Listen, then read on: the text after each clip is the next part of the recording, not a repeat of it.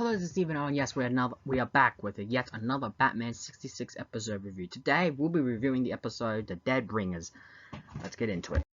Previously, Chandell and his twin brother are in town planning to plan a big caper to essentially have to steal Bruce Wayne's fortune. Batman and Robin are on the case and are being fed into a player piano that feeds music sheets to player piano music rolls. Now, whilst this is happening, the Cape Crusader mentally visualizes the chords, which will make the cutting devices puncture the outline of their bodies, which saves the dynamic duo from being, turned into, from killing them, essentially. Batman and Robin then quickly go in and plan to apprehend Harry and his cohorts, but only apprehend Harry and take him back to police headquarters. Whilst Chief O'Hara and Commissioner Gordon are interrogating Harry, he reveals that the real mastermind is a criminal named Fingers. He's the real ringleader and plans to have the entire fortune of millionaire Bruce Wayne. But before he could spill any more, Alfred Sly, a criminal attorney, comes and essentially frees Harry from the Hooskow. Gordon, of course, basically reveals everything he's learned back to Batman, and Batman manages to deduce that Chandell and Fingers are one and the same, manages to deduce the plan to do away with Bruce and Dick, knowing that if Bruce dies, Dick will inherit the fortune, but if Dick dies, everything goes to Aunt Harriet. No doubt Chandell plans to marry Aunt Harriet and give some money away to his brother, but he also managed to deduce as to why Chandell would do this, revealing the whole blackmail scheme from the previous episode. Just as that's happening, the dynamic duo form a trap for the pianist. They arrange their own deaths by faking an explosion in the dark room set up in the front hall. Now, immediately upon learning that Chandell going to marry Aunt Harriet, that Chandell will immediately abandon the his cohorts. So they decide to take matters in their own hands and essentially put Chandell under the same sleeping curse with the bagpipes. Now, as Harry's come in, Sly has informed them that Harry won't be able to claim the Wayne fortune until the will is settled in 11 years, and he then presents his client with a staggering $100,000 bill payable by midnight or he will be brought back to jail. Believing that Sly's fees are too high, Harry orders his beauties to work him over with the bagpipes too. Chandell and Sly essentially tied up and put away. Now, Harry then comes up with a new plan. Masquerading as Chandell, Harry plans to pay a visit to Harriet and prepare a memorial concert for Bruce Wayne and Dick in their honor, and asks her to join on the performance.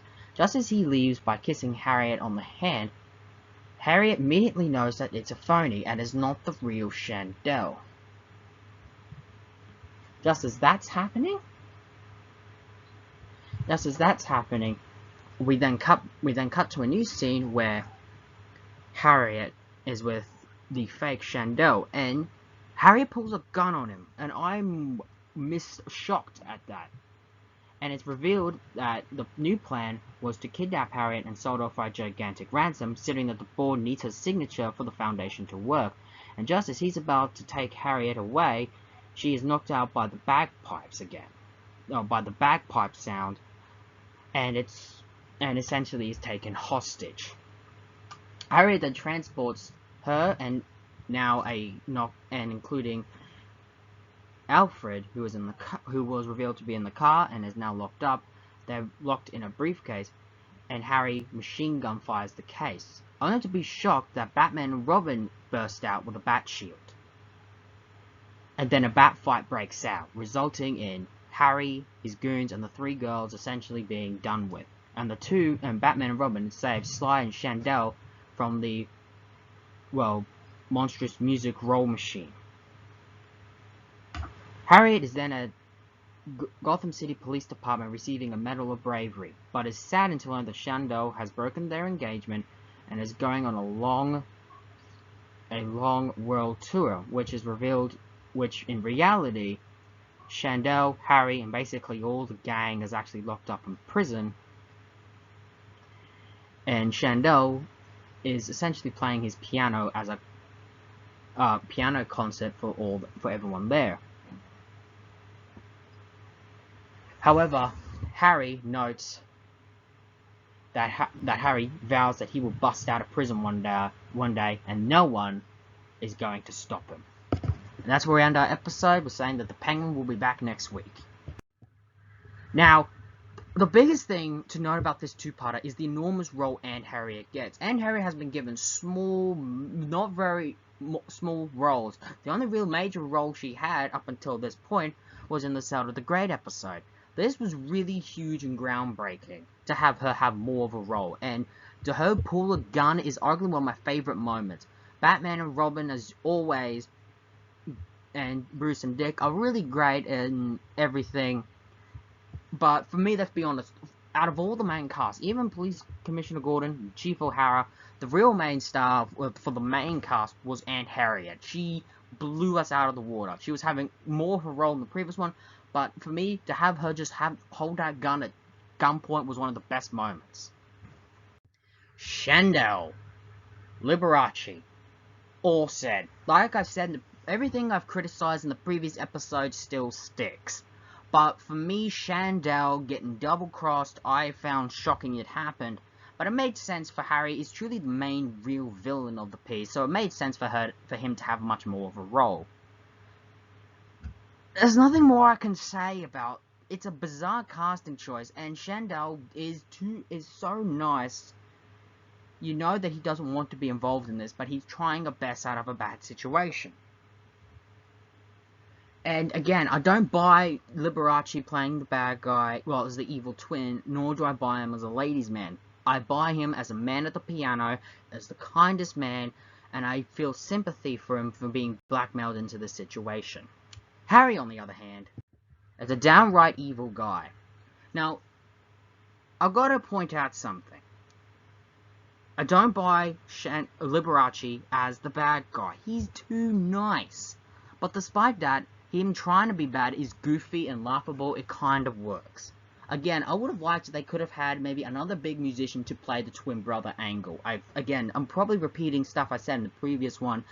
But what can you repeat when there's really nothing else to repeat? I like how in the first episode, Chandell is given more of a story. And is really the main villain for the first part. The second part goes to Harry. And the ending scene basically was hinting that no doubt these two twins were meant to come back for another episode.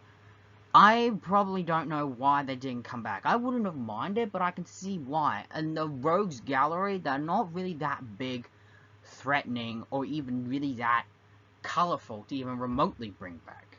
I think the only reason they would have brought him back was purely due to the star power Liberace had.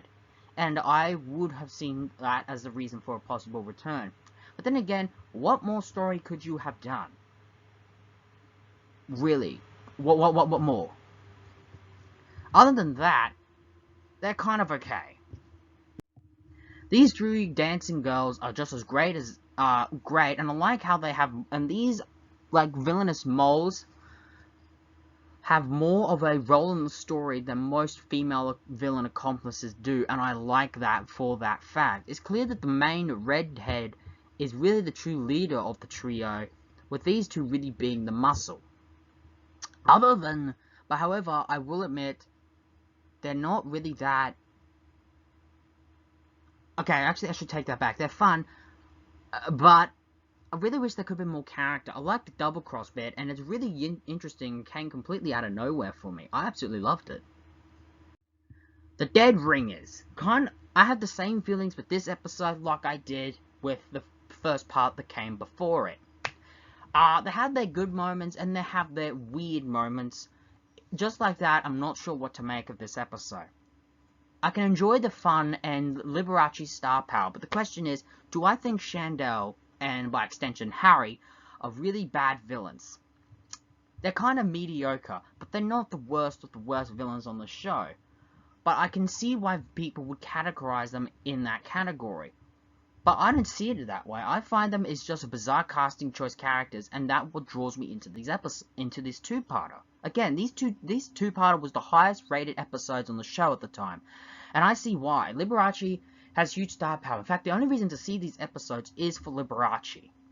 He's a great guy who he's being blackmailed into a situation he doesn't want to be a part of. But he can't. But I don't buy him as the bad guy. They really should have gotten another big musician who could pull off being the bad guy.